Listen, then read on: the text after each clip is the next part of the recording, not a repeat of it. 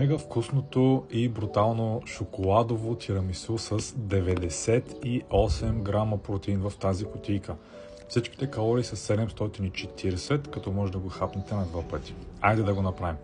Тук започваме като добавим 400 грама скир, 2 дози протеин прах, аз ползвах шоколадов, и 5 грама какао. Разбиваме в блендер и в отделна чашка добавяме 2 лъжички нескафе, 2 лъжички захар, малко вода, след което разбъркваме и нашето кафе е готово.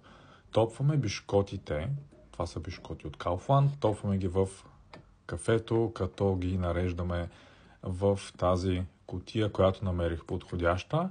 Добавяме един слой от протеиновата смес с скир, протеинна прах и какао.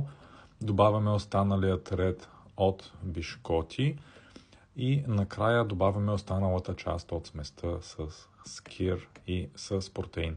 След като всичко е готово, оставяме в хладилник за няколко часа, за да умекнат бишкотите.